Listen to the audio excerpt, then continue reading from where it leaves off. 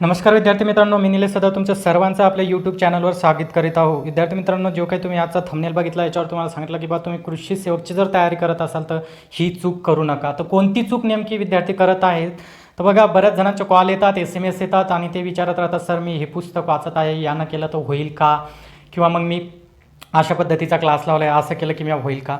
तर विद्यार्थी मित्रांनो, लक्षात घ्या एक गोष्ट की कोणतीही परीक्षा असली, कोणतीही परीक्षा असू द्या, या परीक्षेमध्ये सगळ्यात महत्त्वाचं म्हणजे आपल्याकडून काय काय चुका होतात हे महत्त्वाचं आहे. तर चुका काय होतात की सगळ्यात प्रथम जी काही चूक आहे ते आज एक महत्त्वाची चूक सगळ्याकडून जी काही होते तर तीच आज मी याच्यावर डिस्कशन्स करणार आहे, आणि ती म्हणजे तुमचे मागील प्रश्नपत्रिकेचा ॲनालिसिस न करणे ही सगळ्यात मोठी चूक आहे. किंवा तुम्ही मागील ज्या काही प्रश्नपत्रिका आहेत तर यांचं ॲनालिसिस न करता फक्त पुस्तकं घेऊन ते वाचणं आणि परीक्षेला जाणं, तर याच्यात खूप मोठी गडबड होते आणि आपला रिझल्ट जातो. तर मग काय करायचं आहे, तर काय चूक होते, तर ती म्हणजे तुमच्या प्रश्नपत्रिकेचं ॲनालिसिस न करणं होय. किंवा मागील प्रश्नपत्रिका कशा होत्या, कसे पेपर झाले, काय विचारत आहे, त्यांना जे काही विचारत आहे ते वेगवेगळे सब्जेक्टमध्ये कोणत्या सब्जेक्टला वेटेज द्यायचं आहे, तर ह्या सगळ्या गोष्टी आजच्या याच्यामध्ये बघणार आहोत आपण. तर सगळ्यात महत्त्वाचं म्हणजे तुम्ही नवीन असाल तर चॅनलला सबस्क्राईब करा.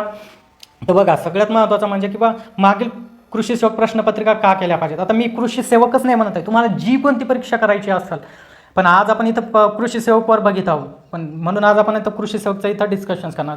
पण तुम्हाला ग्रामसेवक असो, विस्तार कृषी अधिकारी असो, तुमच्या ॲग्री MPSCचे असो, कोणतेही असो, तुम्हाला प्रश्नपत्रिका ॲनालिसिस खूप महत्त्वाचं आहे. मग आता कृषी सेवकच्या प्रश्नपत्रिका तुम्हाला काय करायचं, का ॲनालिसिस केल्या पाहिजेत ह्या प्रश्नपत्रिका, तर सगळ्यात महत्त्वाचं म्हणजे का केल्या पाहिजेत. आज ज्या व्हिडिओमध्ये आपल्याला बघायचं आहे की बा का केल्या पाहिजेत मागील प्रश्नपत्रिका ॲनालिसिस. स्मार्ट स्टडीसाठी मागील प्रश्नपत्रिका किती महत्त्वाचे ते बघायचे. मागील प्रश्नपत्रिका तुमचा पहिला मार्गदर्शक असतो, ही गोष्ट लक्षात घ्या. कधीपर्यंत पेपर करायचे, सर्व पेपर कुठं भेटतील आणि ॲनालिसिस कसं करायचं, हे जवळपास 5 मुद्दे आजचा मी व्हिडिओ तुम्हाला सांगणार आहोत. जी काही 2021मध्ये 21-22मध्ये कृषी सेवकची ॲड होईल त्याच्यासाठी तुम्ही आतापासून तयारीला लागणं गरजेचं आहे. तर बघा विद्यार्थी मित्रांनो, सगळ्यात महत्त्वाचं म्हणजे किंवा का केल्या पाहिजेत मागील प्रश्नपत्रिका, हे सगळ्यांच्या मनात एक पडलेला प्रश्न आहे. किंवा का केल्या पाहिजेत त्या आपण मागील सगळे काही प्रश्नपत्रिका, तर ह्या का केल्या पाहिजेत. तर बघा, सगळ्यात महत्त्वाचं नेमकं काय वाचायचं हे कळते. आलं का लक्षात? तुम्ही जर मागील प्रश्नपत्रिका केल्या असतील तर तुम्हाला नेमकं काय वाचायचं हे कळते. स्मार्ट स्टडी केला जातो, म्हणजे सध्या जे काही मुलं विचारत आहेत ना, तर त्यांचा स्टडी हा पुस्तक ओरिएंटेड स्टडी आहे. म्हणजे आम्ही एवढे पुस्तक संपवणार, अरे ते पुस्तकं थोडे त्यांनी जे कोणी पेपर सेटर आहेत तर त्यांनी पुस्तक थोडे घेतले आहेत, त्यांनी जो काही सिलेबस घेतलेला आहे ते असं थोडं की ते पुस्तक ते उचलतील आणि त्याच्यावरूनच सर्व प्रश्न टाकतील. त्यांना वेगवेगळे सोर्स आणि ऑथेंटिक सोर्समधून ते जाणार आहेत. म्हणून तुम्ही एखादं पुस्तक एखाद्या पब्लिकेशनचं घेऊन केलं म्हणजे तुम्ही कृषी सेवक निघाला असं लगेच नाही आहे. तुम्हाला ते पुस्तक तर करायचंच आहे, पण तुम्हाला कोणत्या पद्धतीने करायचं आहे किंवा तुम्हाला काय करायचं आहे की विचारत काय त्या पद्धतीनं वाचायचं आहे. आलं का लक्षात? नंतर ते यानं का ते मागच्या प्रश्नपत्रिका केल्यानंतर तुम्हाला अभ्यासाचं डायरेक्शन्स भेटते. सगळ्यात महत्त्वाचं म्हणजे नेमकं काय करायचं आहे तुम्हाला एक डायरेक्शन्स दिल्या जाईल. कशानं? मागील क्वेश्चन्स पत्ता. नंतर सब्जेक्ट वाईज महत्त्व कळते, म्हणजे कोणत्या सब्जेक्टला किती द्यायचं. आता जवळपास नाही म्हटलं तर 10 सब्जेक्ट येतं, मग या 10ही सब्जेक्टला तुम्ही जर डिटेल वाचायला गेलं तर नाही होते एवढं पॉसिबल. मग तुम्हाला कोणकोणते सब्जेक्ट आहे की ज्याला महत्त्व द्यायचं आहे, खूप महत्त्व द्यायचं आहे, आणि काही सब्जेक्टला तेवढं महत्त्व नाही द्यायचं आहे, आणि काहीला खूप जास्त महत्त्व द्यायचं आहे, हे कळते कशावरून क्वेश्चन्स पेपरवर. नंतर सब्जेक्ट वाईज प्रश्नसंख्या कळते तुम्हाला. सब्जेक्ट वाईज जी काही प्रश्नसंख्या आहेत तर तेही सुद्धा तुम्हाला याच्यामधून कळते. आता सब्जेक्ट वाईज प्रश्नसंख्या म्हणजे जर तू उद्यानविद्या असेल, ज्याला की आपण हॉर्टिकल्चरमध्ये, याच्यावर किती प्रश्न येतात, 120 पैकी किती प्रश्न येतात. सपोज जर त्याच्यावर जर आता 20 प्रश्न येत असेल तर नक्कीच तुम्हाला या सब्जेक्टला वेटेज देणं भाग आहे. पण जर सपोज तुम्ही इकॉनॉमिक्स घेतला किंवा मग अजून जर म्हणलं डेअरी घेतली, त्याच्यावर 4-5 प्रश्न विचारत असतील तर मग तुम्हाला त्याला सोडायचं आहे का नाही, तुम्हाला वेळ द्यायचा आहे, पण जास्त वेळ कशाला द्यायचा आहे, तर याला द्यायचा आहे. कशाला? हॉर्टिकल्चरला. म्हणजे असं सब्जेक्ट वाईज काय होतं तुम्हाला त्याच्यातून महत्त्व कळून जाते.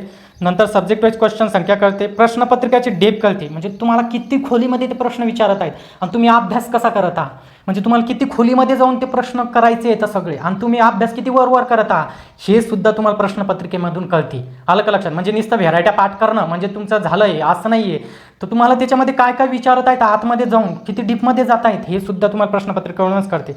आणि दुसरी गोष्ट म्हणजे प्रश्न रिपीट होतात, त्यामुळे फायदा होतो. कारण स्पर्धा परीक्षामध्ये 1 मार्क सुद्धा महत्त्वाचा असतो. बऱ्याच वेळा काय होते, प्रश्न रिपीट होतात. आता जर तुम्ही 2018-19च्या प्रश्नपत्रिका बघितल्या, पण मी जे काही आपलं ॲप आहे या ॲपमध्ये त्या सर्व प्रश्नपत्रिका मी 2012, 13, 14 आणि 18-19 सर्व प्रश्नपत्रिका दिल्या आहेत. कारण त्यावेळेस सुद्धा 120 क्वेश्चन्स मार्काचे पेपर झालेले होते आणि काही वेळेस त्यांनी 100 मार्काचे सुद्धा घेतलेले आहेत. पण आपल्याला काय करायचं आहे, तर ते किती मार्कावर घेतले ते नाही, आपल्याला त्याच्यातून प्रश्न कसे विचारले होते त्यावेळेस सुद्धा ना आता कसे विचारत आहेत हे आपल्याला करायचं आहे. आलं का लक्षात? त्याच्यामुळे प्रश्नपत्रिका तुम्हाला मस्ट आहे, त्या अनालिसिस करावं लागते.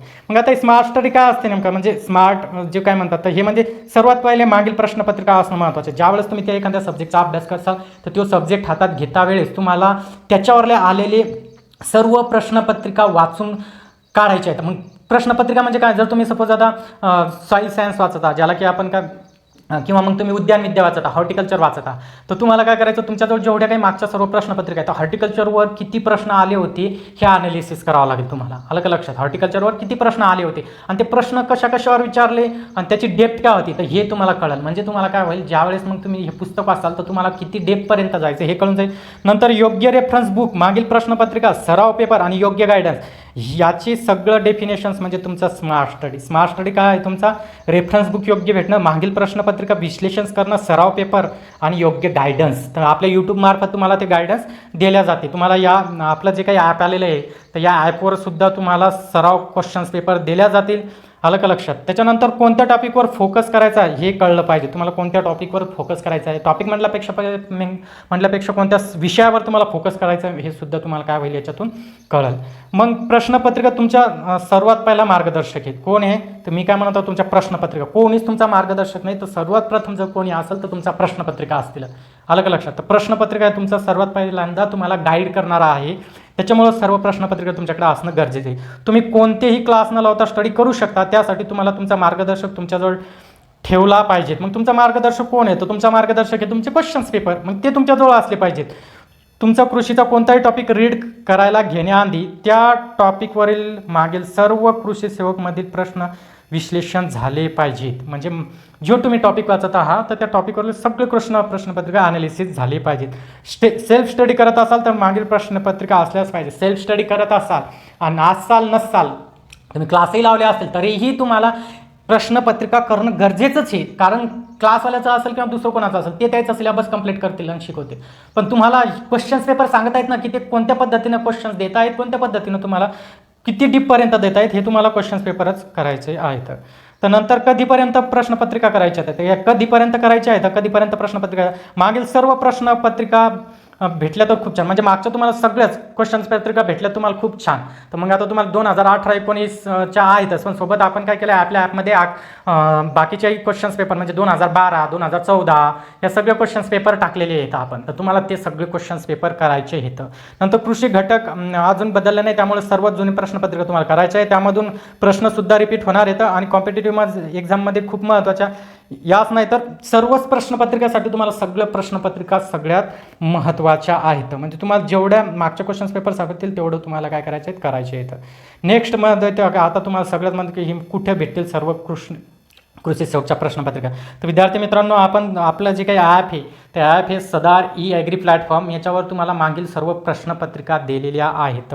आलं का लक्षात? या ॲपवर तुम्ही काय करा, 2019, 18, 14, 13, 12 या सर्व प्रश्नपत्रिका आपण दिलेल्या आहेत. तुम्हाला ते ॲप डाउनलोड करा आणि त्या ॲपहून त्या सर्व प्रश्नपत्रिका तुमच्या जवळ ठेवा. ज्यावेळेस तुम्हाला तो टॉपिक वाचायचा असेल तुम्ही त्याच्यावर जायचं, ते क्वेश्चन्स पत्रिका वाचून काढायची. सोबतच तुम्हाला याच ॲपवर फ्री व्हिडिओसुद्धा दिलेले आहेत. तर तुम्हाला ॲप कसं डाउनलोड करायचं, प्ले स्टोअरवर जायचं आणि सदार ॲग्री प्लॅटफॉर्म टाकायचं. सदार ॲग्री प्लॅटफॉर्म टाकायचं, तुम्हाला एक साईडनं असा लोगो दिसेल आणि त्याच्यावर काय करायचं, जाऊन ते ॲप तुम्ही डाउनलोड करा.